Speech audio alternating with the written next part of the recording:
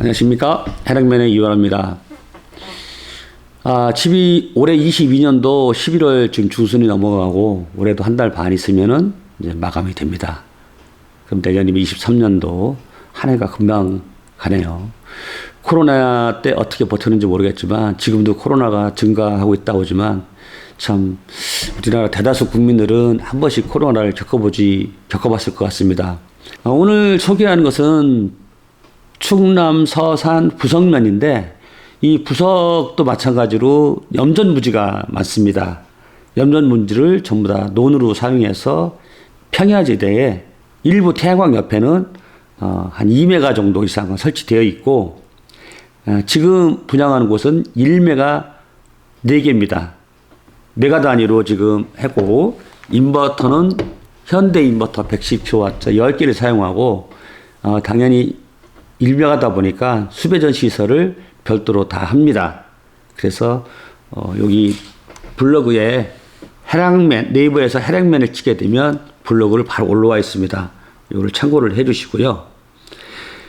여기 나오는 대로 평야지대에 1메가 4개가 설치되어 있고 바로 옆에는 지금 1차, 2차 태양광이 설치되어 있습니다. 같은 시공사에서 옆에 진행하는 겁니다. 위치가 상당히 좋고요. 블로그를 보게 되면 이 지금 뒤에 화면에 보이는 이 위치가 자세하게 나와 있습니다. 어제 가서 촬영한 거기 때문에 지금은 볕단만 하얀 비닐로 씌워져 있는 상태입니다. 그 옆에 이런 사진들은 옆에 설치한 거를 제가 촬영을 했습니다. 같은 시공사기 때문에 이대로 시공한다고 보시면 될 것 같습니다. 여기는 찾기도 쉽고 또 서해안의 안면도라든지 뭐 이쪽에 놀러 가실 때 잠깐 들리면 좋을 것 같고 위치가 상당히 좋아서 발전장도 많을 것 같습니다. 주소는 충남 서산시 부석면 대두리 501번 501-5번지 1대5 한화 590짜리 2등급 사용 예정입니다. 그 다음에 여기 똑같이 110kW 현대 인버터 10개를 사용하고 수배전 시설을 합니다. 한전 용량은 현재 충분히 있습니다. 준공 예정에는 23년 말이나 23년 초인데 되도록이면 23년 말을 예상으로 생각하고 있습니다. 분양 대금은 21억의 부가세 별도입니다. 계약금은 8억 5천, 중도금은 4억 5천, 잔금은 8억입니다. 여기에 좀 약간의 옛날 비해서 좀 비싼 것은 원자재 값이 많이 올랐고 토지 금액이 상당히 비쌉니다. 전국적으로 고깃집가가 일제히 오르다 보니까 이쪽도 마찬가지로 그런 부분에서 많이 올랐고 또 태양광을 한다면은 이상하게 없던 금액도 더 올리든지 금액이 높습니다. 그래서 21억에 잡혀 있고 지금 태양광을 우리나라가 세계적으로 제일 저조합니다. OECD 중에서 맨 꼴찌고 OECD 평균이 전기 자체 쓰는 용량의 10%를 지금 하고 있는데 우리나라는 6.7%로 맨 하위입니다. 일본, 중국보다도 한참 밑에 있고요. 유럽, 덴마크 이쪽은 벌써 60%, 70% 달성하고 2025년 아니면 2030년까지는 100% 달성을 목표로 하고 있습니다. 근데 왜 이렇게 신재생이 중요한가라는 건 언론에서 많이 들어서 알 겁니다. 뭐든 앞으로 탄소 중립이라든지 신재생 에너지로 물건을 만들어야만이 수출을 할 수 있고 관세가 안 물면서 외자 유치도 가능합니다. 근데 우리나라는 말다시피 저도 외국에 많이 나가보지만은 그 국토 면적이 좁죠. 미국에 얼마 전에 갔을 때는 진짜 그 모하비 사막에 쫙 그냥 태양광이 설치되어 있는 것도 봤고, 중국에 놀러 갔을 때 어마어마한 물량이 설치되어 있는 것을 볼 수가 있었습니다. 근데 우리나라는 국토 면적은 좁고 또 자급자족 할 수 있는 그게 쌀밖에 없다 보니까 상당히 좀 어려움이 있고 더 심한 거는 주민들이 태양광에 대한 인식, 마인드가 좀 많이 부족한 면도 있고 또 어떻게 보면은 소작농으로 농사를 짓던 분들이 태양광을 하게 되면 좀 생계가 어려운 부분이 없지 않습니다. 그래서 정부에서 추진하는 주민 자치형 태양광을 많이 선호를 지금 하고 있고 주민과 더불어서 같이 갈 수 있는 방법을 그 좋은 예가 신안이죠. 그래서 태안도 일부는 지금 예정되어 있지만 전국적으로 이것을 정부에서 요구하고 있고 풍력을 많이 하려고 그러는데 풍력을 한다 보면 소규모 태양광 하시는 분들이 할 수가 없습니다. 뭐 요즘엔 5기가까지 나왔다고 그러는데 볼레이드 그 날개라고 그러죠. 날개가 크면 클수록 발전량이 많은데 우리나라가 풍력에 들어가는 모든 것들을 생산을 못합니다.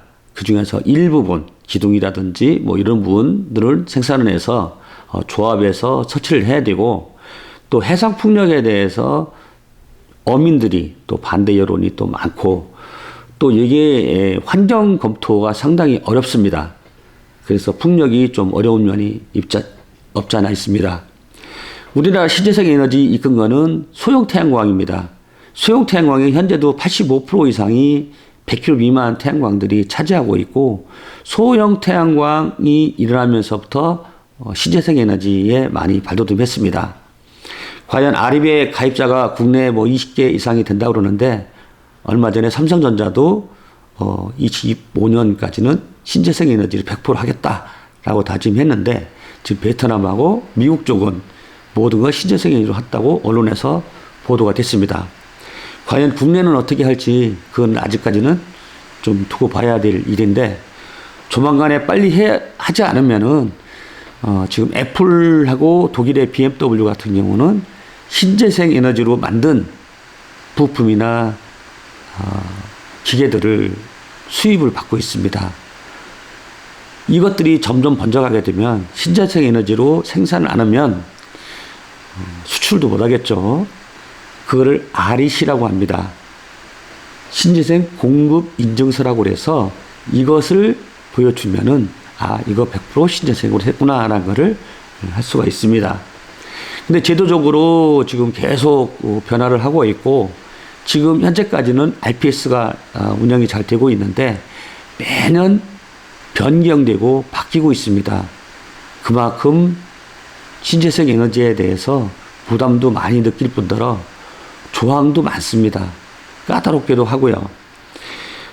외국처럼 쉽게 태양광을 할 수 있는 날이 빨리 오기를 바라겠습니다. 근데 우리나라의 신재생 에너지 S&P 요금이 워낙 높다 보니까 외국하고 비교가 안 되지만 외국은 거꾸로 석탄이나 화력보다 신재생 에너지 가격이 싸다고 합니다. 그리고 다는 아니지만 일부 국가에서는 민영으로 전기를 국가 기반 산업이죠. 해서 경쟁을 하는데 우리는 중앙정부에서 단독으로 한전에 지금 하고 있기 때문에 한전도 자생력도 갖고 있어야 되겠지만 들어오는 원유가라든지 LNG 값이 높다 보니까 어쩔 수 없이 전기요금을 오르지 않지 도입 원가는 비싸지 적자가 날 수밖에 없는 현실입니다. 그래서 지금 원자력을 계속 설치하고 있지만 사실 원자력의 뒷부분에 대해서 배경은 나중에 폐기물 처리라든지 기타 후 폭풍은 아무도 지금 예견을 못하고 있습니다. 다만 우려는 많이 하고 있죠. 일본 후쿠시마 사태에 있기 때문에. 그렇지만 태양광으로서 우리나라도 빨리 선진국 도열에 참여했으면 하는 바람이고 태양광 안 하신 분들도 신재생 에너지 중에서도 태양광에다가 재테크를 하게 되면 좋은 노후를 보내실 수 있을 것 같습니다. 지금 부동산은 거품이 지금 계속 빠지고 있고 일부 지역에서는 반토막이 났다. 또 상투자분들은 지금 아파트 값은 배 이상 떨어지고 있지 금리는 매로 올라가지. 이중 고통을 겪고 있죠. 그게 젊은 세대들이 그렇게 했었습니다. 한동안은 아파트만 사면 회사를 그만둬도 되겠다라는 생각을 가지고 있는 분들이 많았습니다. 그런 분들이 지금은 고충에 시달리고 있습니다. 그 이자가 많이 나가면 나갈수록 생활에서 씀씀이가 줄어들겠죠. 그러다 보면 부모님 용돈이라든지 자식 교육이라든지 또 외식이라든지 모든 면에서 지출이 줄어들고 이자로서 많이 나가고 있습니다. 지금의 채권 시장도 어렵고 그다음에 여튼간 태양광을 하게 되면 노년에 아름다운 노년을 보낼 수 있다는 것은 태양광 하신 분들한테 물어보면 알 수 있을 것 같습니다. 꼭 태양광을 해서 일정 금액의 수익 창출이 된다면 행복한 노후가 될 수 있을 것 같습니다. 은행보다는 최소한의 5배에서 7, 8배 이상은 수익이 많이 발생하고 있습니다. 물론 세금은 바로 내게 되어 있고 모든 건 계산서로 보여주기 때문에 허튼 짓은 절대 할 수가 없습니다. 오늘은 그 부석에 1메가짜리 4개, 1메가에 21억씩 위치가 너무 좋아서 잘 나갈 것 같습니다. 소개해드렸습니다. 감사합니다. 해당맨TV 이완호입니다.